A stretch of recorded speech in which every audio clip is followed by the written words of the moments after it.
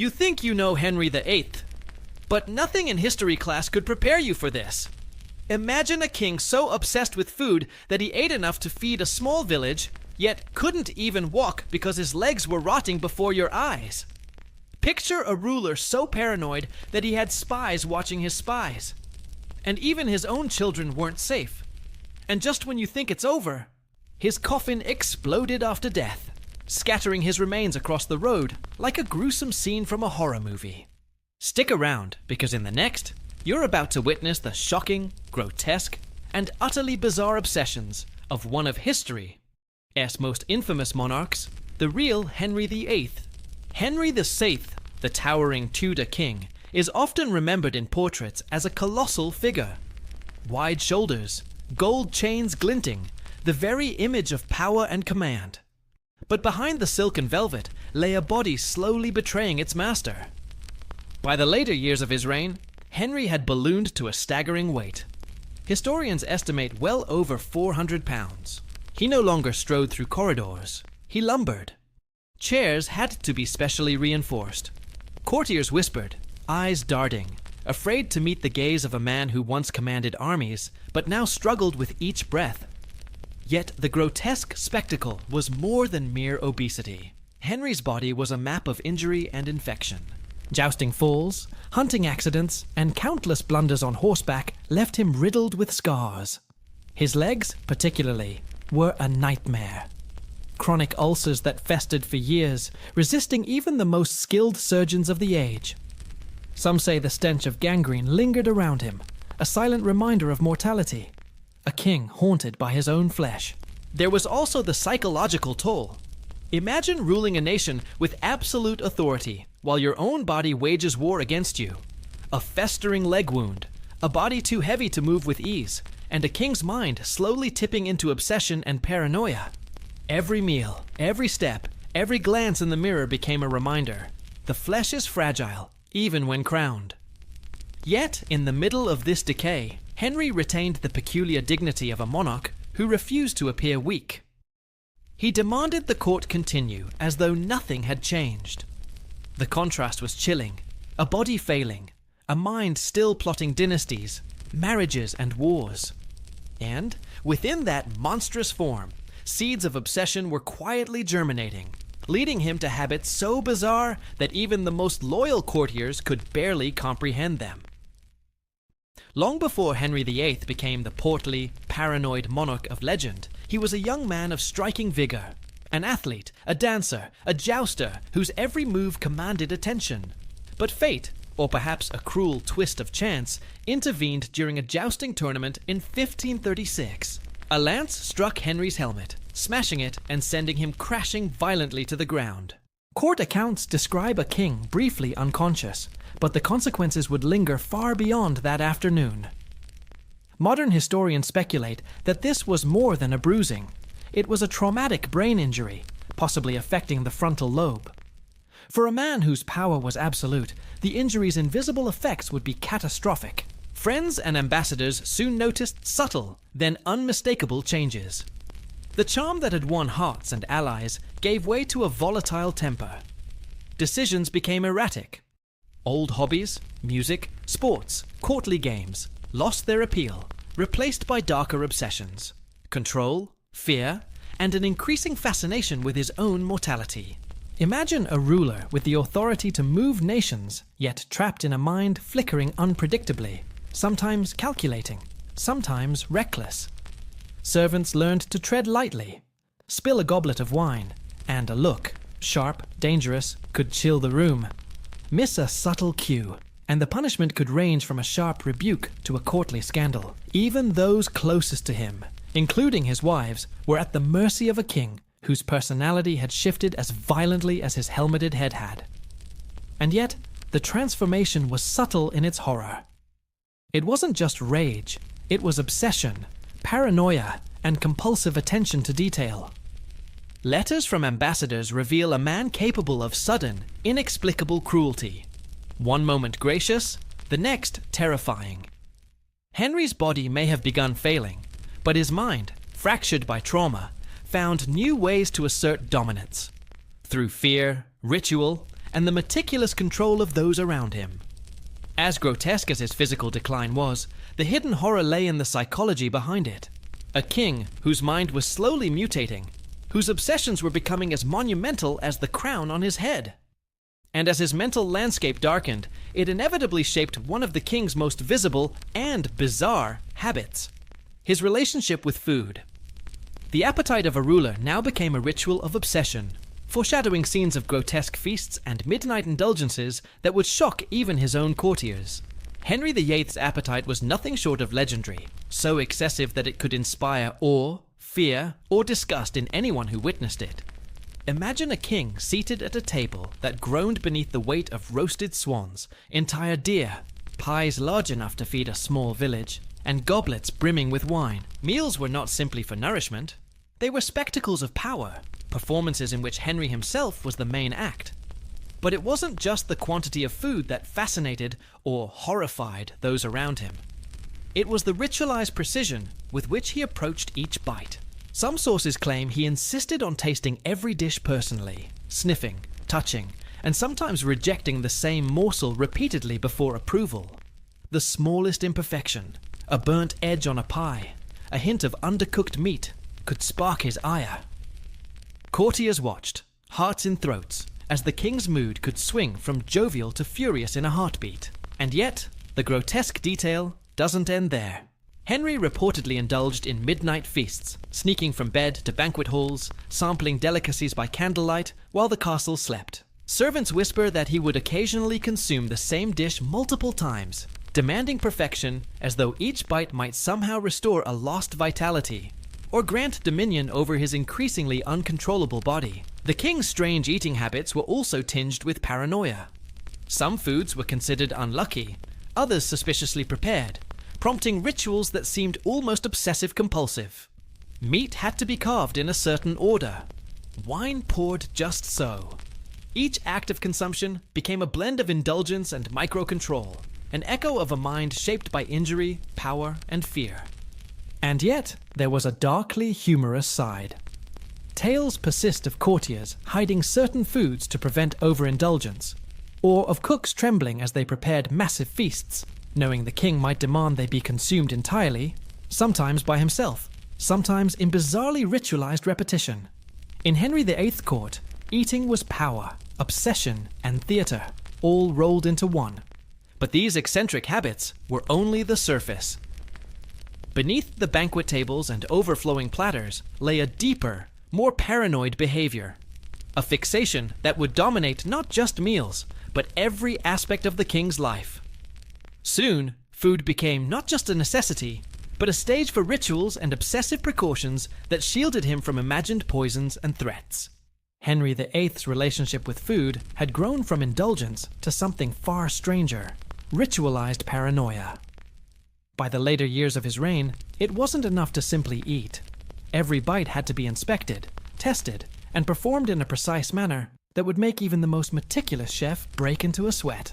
Historians whisper of the king's fear of poison, a terror that transformed his meals into theater, spectacle, and, at times, a grotesque form of psychological control. Courtiers and servants recall layers of precaution, tasters sampling dishes before the king ever touched them, wine tested by trusted attendants, and entire meals reheated, inspected, and presented multiple times. Some accounts suggest Henry would taste his food, leave the table, then return to sample it again, sometimes hours later, to ensure nothing had changed. These behaviors were not mere eccentricities.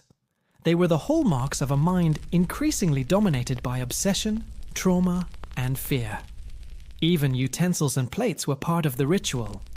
Certain knives and forks were reserved solely for the king's use. Spoons had to be polished to perfection, goblets gleaming under candlelight, and chairs reinforced to bear his growing weight.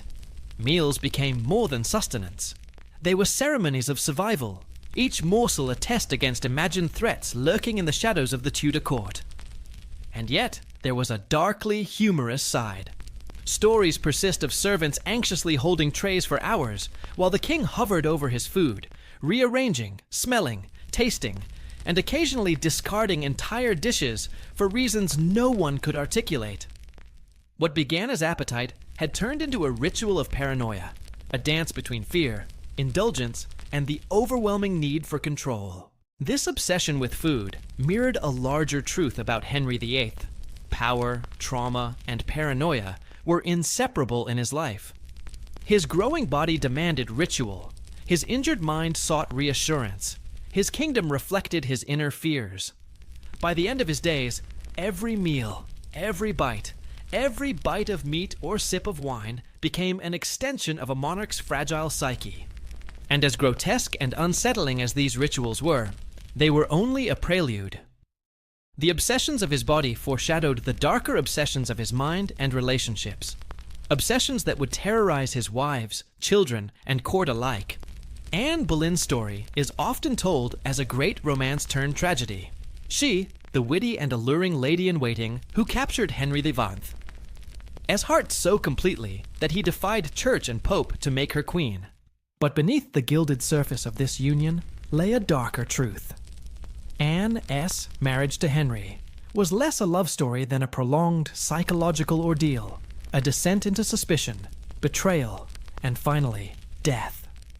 At first, Anne's wit and sharp tongue fascinated Henry. She was no docile bride, but a partner who challenged and teased, a woman whose intelligence matched her beauty. Yet, the very qualities that drew Henry to her soon became weapons in his paranoia. When she failed to produce a male heir, her once celebrated wit was recast as insolence. The playful sparring that had fueled their courtship began to seem like defiance. And in the fragile ego of a king with an injured mind and swelling paranoia, defiance was intolerable. Anne's ordeal was not only public, it was theatrical. Courtiers watched as Henry's affection turned cold, then cruel. Whispers of infidelity and witchcraft slithered through the palace corridors. Was Anne guilty? Or merely a scapegoat for a king, desperate to rid himself of yet another inconvenient wife? Either way, the accusations were designed less for truth than for psychological torture. Imagine living in a court where a single raised eyebrow, a misplaced word, or even a smile at the wrong man could be twisted into treason. The end, when it came, was swift and merciless. In 1536, Anne was arrested, accused of adultery, incest, and conspiracy. Charges so grotesque and exaggerated that even those who despised her doubted their truth. Yet doubt did not matter. What mattered was Henry's obsession, his need to control, and his capacity to recast love into suspicion. When Anne mounted the scaffold at the Tower of London, she spoke with composure, praising the king who condemned her. Her words were not love, but survival. One last ritual of obedience to a husband who had transformed affection into obsession, and obsession into execution. With a single stroke of the French swordsman's blade, Anne's ordeal ended. But Henry's obsessions were far from finished. If Anne Boleyn's downfall was woven with politics and suspicion, Catherine Howard's was drenched in something more chilling: youth, naivety, and the suffocating shadow of Henry's obsession. Catherine was barely a teenager when she caught the eye of a king more than 3 decades her senior, a man whose body was already rotting from wounds and obesity, but whose appetite for control burned fiercer than ever. To Henry, Catherine was a kind of second youth. He called her his rose without a thorn, parading her around court as if she were proof of his virility, a jewel set in the tarnished crown of his declining years. To Catherine, though, this sudden rise to queenship was a gilded cage. She entered a world where every smile was scrutinized, every whisper could be twisted into betrayal, and every look over the shoulder might be her last. And then came the fatal whispers. Catherine had a past, rumors of flirtations, youthful indiscretions before Henry's gaze ever fell upon her. To a paranoid king, these whispers became daggers.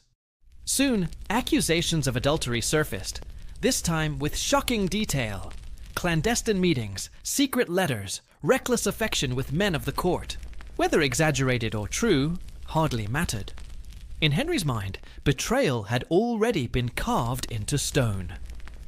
The story of Catherine's final days is as haunting as it is grotesque. At Hampton Court, when she realized her arrest was imminent, she fled down the corridors to the royal chapel, screaming and begging for mercy. The guards caught her before she could reach the king. Her cries echoed in the vaulted stone halls. A young queen reduced to desperation, clawing at the last threads of life. She was just about 19 when she mounted the scaffold at the Tower of London. Witnesses say she trembled, but her words were steady. She acknowledged her sins, begged forgiveness, and prepared for the blade. Henry, meanwhile, retreated into further isolation, his paranoia confirmed, his obsession justified in his own fractured mind. Catherine Howard's fate was more than execution. It was the ritual destruction of youth itself, sacrificed on the altar of Henry's fears. And yet, behind the tragedy lay something almost theatrical. Each wife a chapter in the King's endless obsession with control, lineage, and survival. In the grim procession of Henry VIII's wives, Jane Seymour is often remembered as the gentle queen, the quiet, pious woman who succeeded where the others failed. She gave Henry what he most craved, a son. But even this story, which should have been the king's ultimate triumph, is shrouded in his obsession with timing, fate, and the cruel paradox of gain and loss. Jane O.S. demeanor was different from Anne's fiery wit, or Catherine Howard's youthful charm. She was subdued, obedient, the very image of a Tudor ideal. To Henry, this made her safe, at least on the surface. But her true significance lay in her womb. After years of failed pregnancies, miscarriages, and dead daughters, the Tudor dynasty finally had its long-awaited heir. In October 1537, Jane gave birth to Prince Edward, the future Edward the Distinct. Henry rejoiced. Bells rang, cannons roared, and the court celebrated what seemed like the king's ultimate victory over fate. Yet, the triumph was fleeting. Less than 2 weeks after Edward's birth, Jane Seymour was dead, struck down by infection following childbirth. The queen who had given Henry his son was gone before she could enjoy her triumph. And here lies the dark twist. Henry's joy became poisoned with grief, and grief became obsession. He saw Edward's birth as divine timing, proof that fate had finally smiled upon him, even if it claimed the mother in exchange. Henry immortalized Jane as his true wife, the only one he would later choose to be buried beside. But beneath the sentiment lay something darker, a fixation on timing, destiny, and sacrifice. To Henry, Jane's death was not tragedy. It was almost ritual, a necessary exchange to secure his dynasty. Every feast, every sermon, every mention of his son's name became wrapped in the narrative of a king who believed heaven itself bent to his obsessions. It is telling that Henry did not remarry immediately. Instead, he clung to Jane's memory, parading her as the saintly mother of his heir. But this too was a form of psychological theater, both for himself and his court. By canonizing Jane in memory, Henry could justify the destruction of the wives who came before her, and the torment of those who would come after.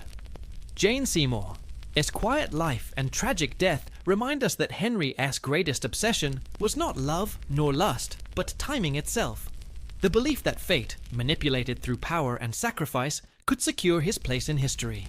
If Jane Seymour was canonized as Henry's saintly wife, Anne of Cleves became his living embarrassment. Her story is less about passion or betrayal, and more about the grotesque theater of a king whose obsessions turned matrimony into farce. The match was political, arranged to strengthen ties with the German states. To seal the bargain, Henry sent the great artist Hans Holbein to paint Anne's likeness. The resulting portrait showed a modestly beautiful woman, demure and composed. Henry, ever the dreamer when it suited him, imagined a bride who might soothe his grief, deliver more heirs, and secure his continental alliances. But when Anne arrived in England, reality clashed violently with expectation. Upon first meeting her, Henry was said to recoil in disappointment, muttering that she looked nothing like her portrait. Some say he sneered that she was a Flanders mare, a cruel nickname that clung to her long after. Whether this was exaggeration or truth, one fact is certain: Henry was not captivated. What followed was a marriage in name only. The king, who once leapt into bed with appetite, now claimed he could not consummate the union. To some, this was Henry's failing. Age, wounds, and illness had weakened him. But to Henry's fragile pride, the blame lay squarely on Anne. He reported, almost comically, that while he could sleep beside her, he felt nothing in his body toward her. Courtiers snickered in whispers, and Anne herself must have felt the psychological torment of being paraded as queen while denied as wife. In time, Henry's obsession turned to undoing the mistake without losing face. He annulled the marriage, citing non-consummation, and offered Anne a strange bargain: freedom in exchange for submission. She accepted, retreating into a life of comfort, estates, and the unusual title of the king's beloved sister. Unlike his other wives, Anne outlived Henry, a survivor of sorts, but her ordeal revealed something essential about the king's mind. Marriage for Henry VIII was no longer union or even politics. It was theatre, performed to soothe his obsessions, prop up his pride, and disguise his failings. Anne of Cleves' pretend marriage was perhaps the clearest reflection of that. A king trapped between fading power and relentless paranoia, staging a wedding that fooled no one. And with this farce concluded, Henry's paranoia deepened still further. What he demanded next was not love or loyalty, but control of everything and everyone within his walls, even down to the locks on his bedchamber and the eyes that watched his children. By the twilight years of Henry VIII's reign, the king who once strode confidently through tournaments and courts had become a creature of shadows, suspicious, fearful, and obsessed with his own safety. His paranoia crystallized most vividly in the place where he should have been most at ease: the royal bedchamber. In earlier years, kings had slept surrounded by attendants, with doors open to courtiers who might seek petitions or favors even at dawn. But Henry's chamber became something altogether different: fortified, sealed, almost claustrophobic. His massive bed, draped in velvet and gold-threaded tapestries, sat at the center like a stage. Yet the room was less a sanctuary than a fortress. Heavy doors were locked and bolted. Guards stationed themselves not just outside, but within hearing distance, every hour of the night. Keys were kept close, sometimes on the king himself, so that entry was nearly impossible without his command. Why this obsession? Poison, assassination, betrayal. Henry feared them all. With a body decaying and a dynasty fragile, his trust in those around him evaporated. Courtiers reported that he often woke suddenly in the night, sweating, demanding reassurance that the doors were sealed, the guards awake, the chamber untouched. Servants learned to move in silence, lest the creak of a floorboard stir suspicion. But this was more than physical safety. It was psychological theater. The locks and guards were not just to keep danger out, but to remind everyone that danger lurked everywhere. To enter Henry's presence, even for a trusted courtier, was to step into a world defined by his fears. The chamber was not simply where the king slept. It was a stage for his obsession, a nightly ritual of proving to himself that he still controlled who lived, who died, and who dared cross the threshold. And there's a darker irony. For all his bolts and locks, Henry's true enemy was already within. The gangrene in his legs, the trauma in his mind, the slow unraveling of a king imprisoned in his own flesh. The chamber may have been guarded like a fortress, but inside it lay a man terrified not of assassins, but of his own mortality. If Henry's locked bedchamber was his fortress, then his palaces were his labyrinth, woven with secrets, hidden doors, and spy holes that turned stone walls into instruments of fear. For a king obsessed with betrayal, architecture itself became a weapon. At Hampton Court, the jewel of his reign, corridors twisted unexpectedly, staircases vanished into shadows, and private doors led to places no ordinary servant dared tread. Henry demanded hidden routes that allowed him to appear suddenly, or vanish just as quickly. He could step from a crowded hall into a secret stairwell and re-emerge in his private chamber without warning.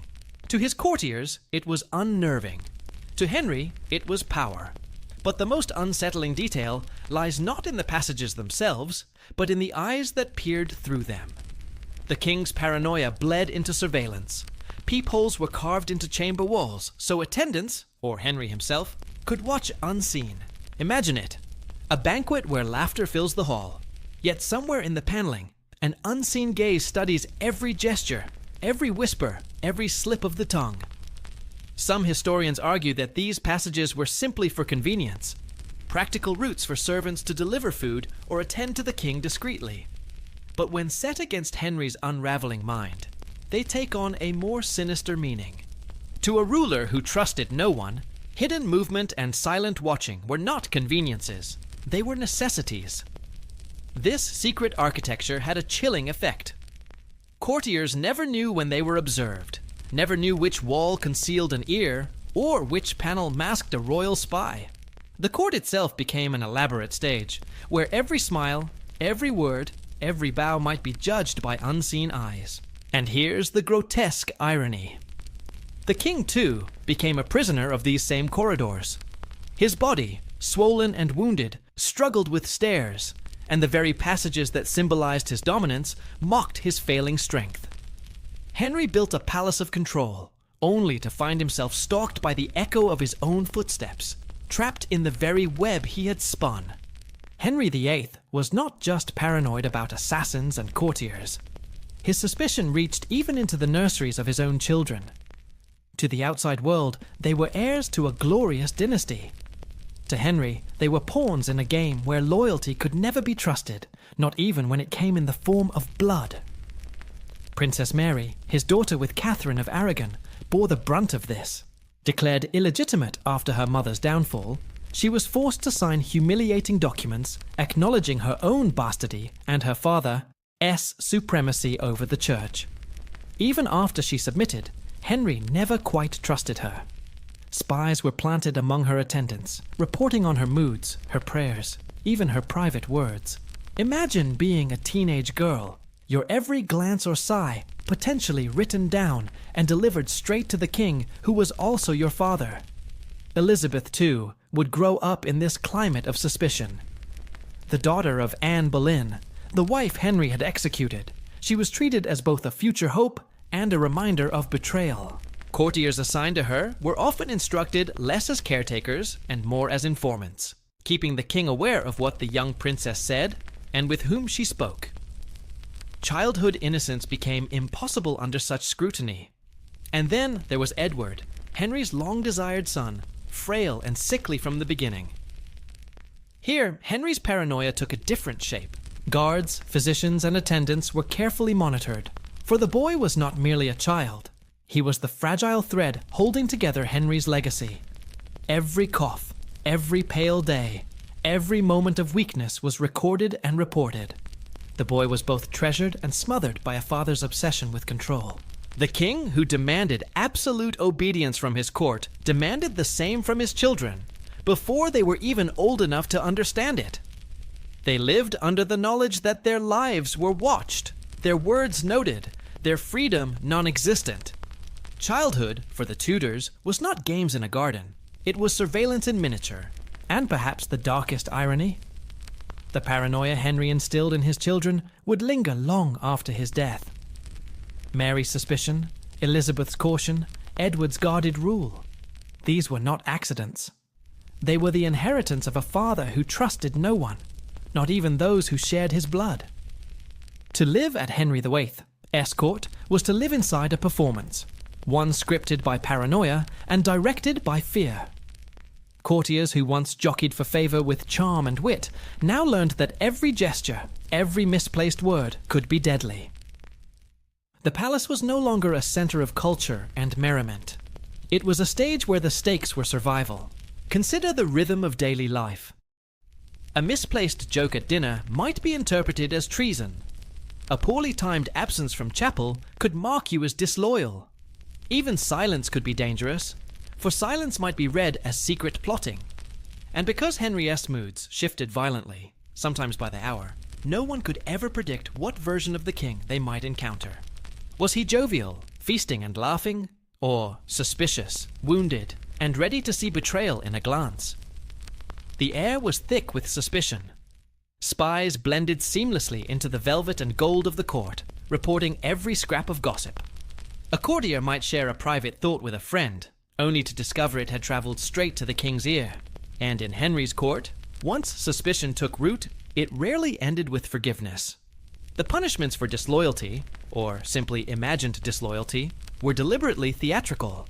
Beheadings, burnings, and executions were staged not just to eliminate enemies, but to remind survivors of what could happen next.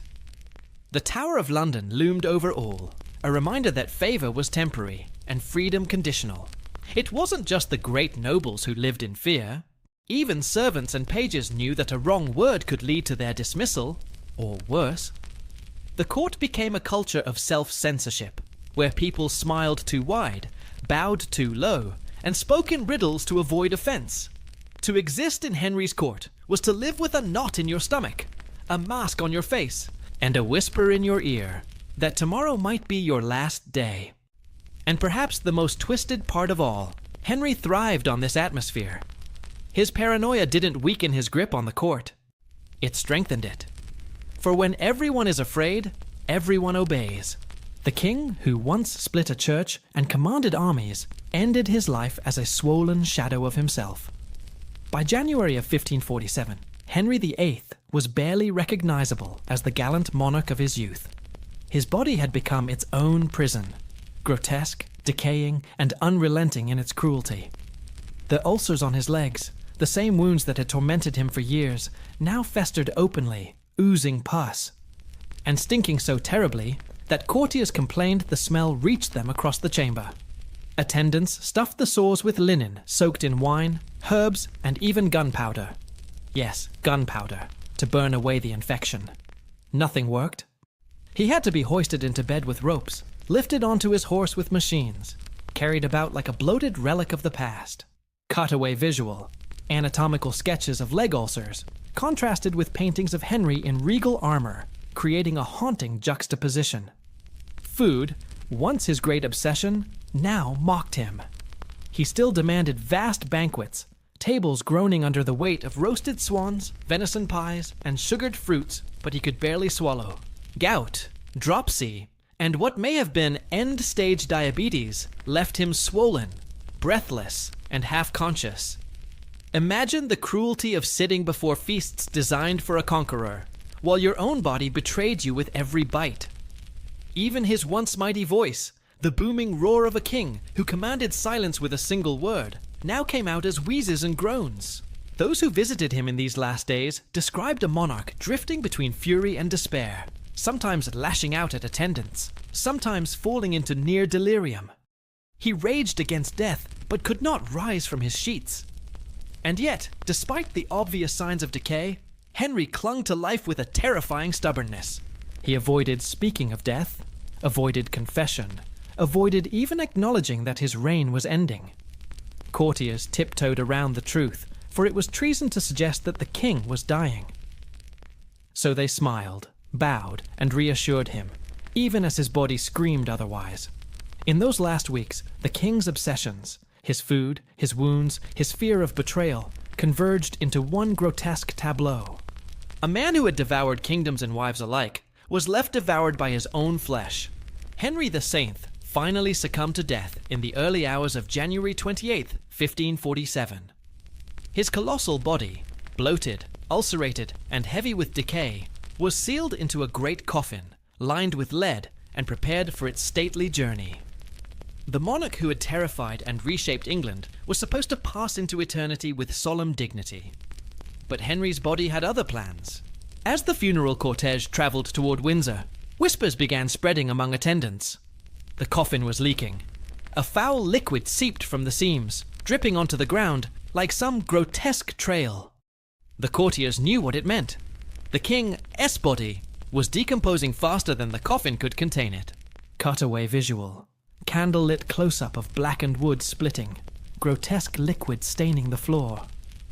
By the time the procession paused overnight at Sion Abbey, the situation had worsened. Gas built up inside the coffin, swelling it, straining the lead lining until, with a muffled crack, it burst.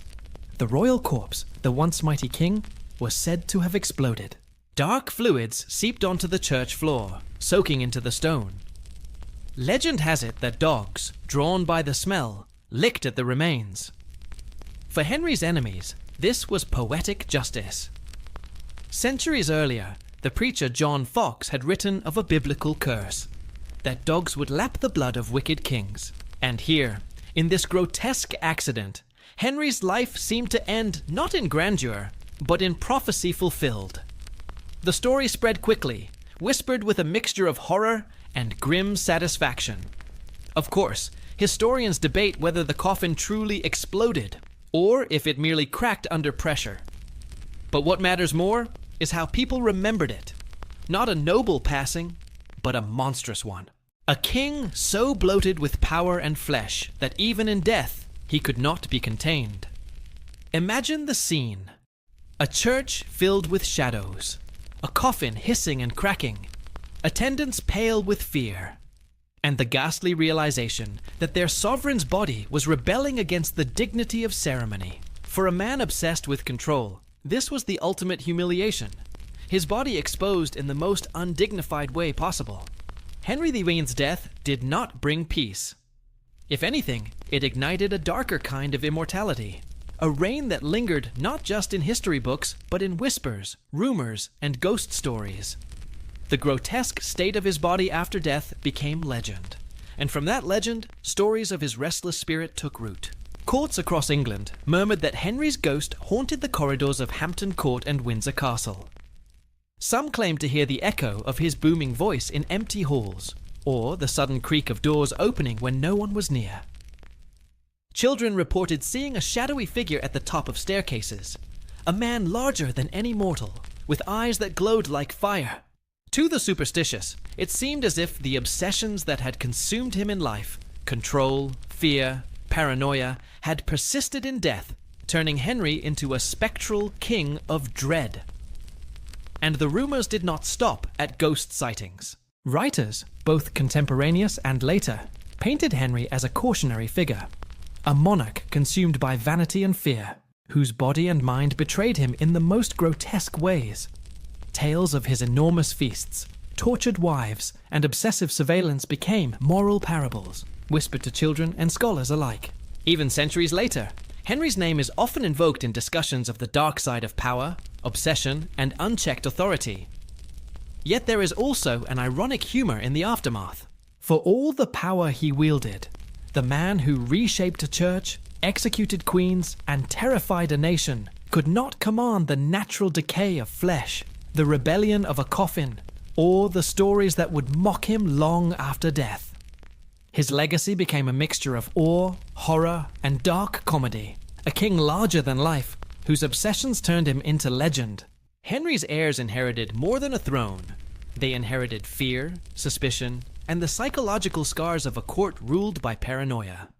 His children grew up under the shadow of his obsessions, the echoes of his cruelty, and the expectation that power came with a monstrous price. England itself was forever marked by a reign where the personal and political were inseparable, where a man's body, mind, and obsessions shaped a nation. Henry VIII's life, when viewed in full, reads less like the story of a king, and more like a meditation on obsession itself. His obsessions, of body, appetite, power, and control, shaped every corner of his reign, from the intimate chambers of his wives to the far reaches of his court. Each act of indulgence, cruelty, or paranoia was a thread in a tapestry both magnificent and grotesque, a portrait of power twisted by the fragility of a single human mind. Consider the paradox. Henry was both colossal and fragile, commanding armies while struggling to lift his own body from bed, ruling a nation while fearing every whisper. The feasts that showcased his appetite became rituals of paranoia. The court that celebrated his authority became a stage for terror. The marriages meant to secure alliances became exercises in psychological torture. Even death, when it arrived, could not escape the grotesque theater that had defined his life. Yet, there is a lesson in the horror. Power, when fueled by obsession, isolates. It turns allies into spies, love into suspicion, and children into pawns.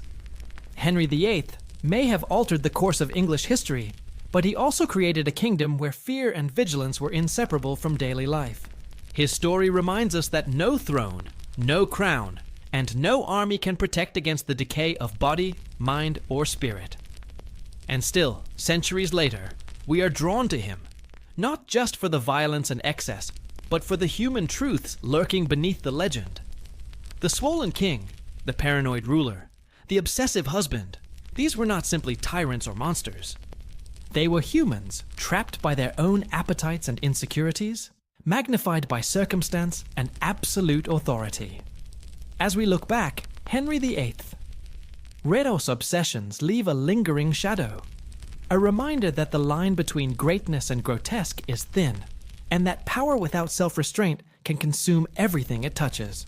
The exploding coffin, the whispered rumors, the ghost stories, all serve as echoes of a life where obsession ruled, and mortality waited patiently at the edges of velvet and gold. And so, the story ends where it must, not with a king triumphant, but with a reflection on the cost of obsession, the fragility of power, and the haunting legacy of a man who sought to control everything, except in the end himself.